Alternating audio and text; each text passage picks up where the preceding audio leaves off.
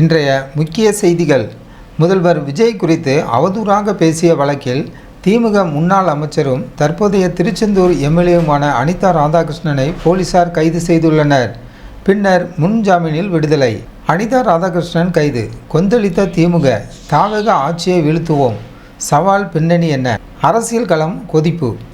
வணக்கம் நேயர்களே. தமிழக அரசியல் களத்தில் இன்று பெரும் பரபரப்பை ஏற்படுத்தியிருக்கிறது தூத்துக்குடி மாவட்டம் ஆத்தூர் தொகுதி திமுக எம்எல்ஏ அனிதா ராதாகிருஷ்ணனின் கைது நடவடிக்கை. முதலமைச்சர் விஜய் குறித்து சர்ச்சைக்குரிய வகையில் பேசியதாக கூறப்படும் புகாரில் காவல்துறை அவரை கைது செய்தது. இந்த கைதுக்கு பின்னால் இருக்கும் அரசியல் பின்னணி என்ன? அவர் ஏன் இவ்வளவு ஆக்ரோஷமாக சவால் விடுகிறார்? விரிவாக பார்க்கலாம்.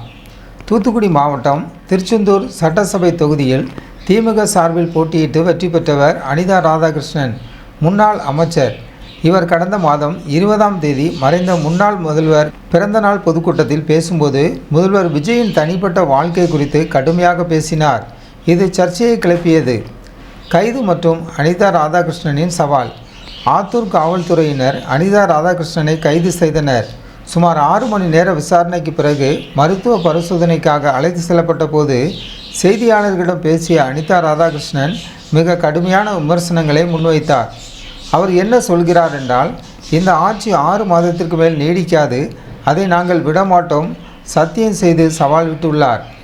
திமுகவை மிரட்டி எம்எல்ஏ பதவியை ராஜினாமா செய்துவிட்டு தவேகவில் சேர சொல்லி தூது அனுப்பினார்கள்.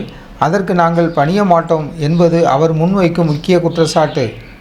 தன்னை காவல்துறை தாக்கவில்லை என்றாலும் மிரட்டல் தொனியில் செயல்படுவதாகவும் சட்ட ரீதியாகவும் அரசியல் ரீதியாகவும் இதை எதிர்கொள்ள தயார் என்றும் ஆக்ரோஷமாக பேசியுள்ளார். அரசியல் கட்சிகளின் எதிர்வினை. இந்த கைது சம்பவத்திற்கு அரசியல் கட்சிகளிடமிருந்து கலவையான கருத்துக்கள் வெளிவருகின்றன.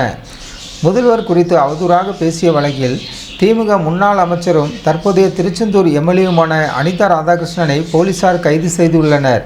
அனிதா ராதாகிருஷ்ணன் கைது செய்யப்பட்டதற்கு மு.க.ஸ்டாலின் கண்டனம் தெரிவித்துள்ளார். ஆணவம் அழிவுக்கு வலிவு என்றும் சினிமா ஆசன் பாசையில் போலீஸ் ராஜ்யம் நடப்பதாகவும் குற்றம் சாட்டியுள்ளார். பாஜக நிலைப்பாடு. பாஜக மூத்த தலைவர் நாராயணன் திருப்பதி தனது சமூக வலைத்தள பதிவில் சட்டம் தன் கடமையை செய்துள்ளது என்று கூறி இந்த கைது நடவடிக்கையை வரவேற்றுள்ளார். கனிமொழியின் கண்டனம். மறுபக்கம் திமுக துணை பொதுச் செயலாளர் கனிமொழி அவர்கள் இந்த கைது நடவடிக்கையை மிக கடுமையாக சாடியுள்ளார். இதனை ஒரு அரசியல் பழிவாங்கும் நடவடிக்கை என்று அவர் விமர்சித்துள்ளார். நீதிமன்ற உத்தரவு என்ற போர்வையில் எதிர்க்கட்சியினரை முடக்க பார்ப்பதாக அவர் குற்றம் சாட்டியுள்ளார். நேயர்களே, இந்த சம்பவத்தை நாம் எப்படி பார்க்க வேண்டும்? தமிழக அரசியல் ஒரு முக்கிய கட்சிகளுக்கு இடையே நிலவும் இந்த மோதல் வரும் நாட்களில் எந்த மாதிரியான திருப்பங்களை ஏற்படுத்தப் போகிறது? சட்டமன்ற தேர்தல் நெருங்கும் வேளையில் இதுபோன்ற கைது நடவடிக்கைகளும் அரசியல் சவால்களும் தமிழக அரசியலை பரபரப்பின் உச்சத்திற்கு கொண்டு சென்றுள்ளது.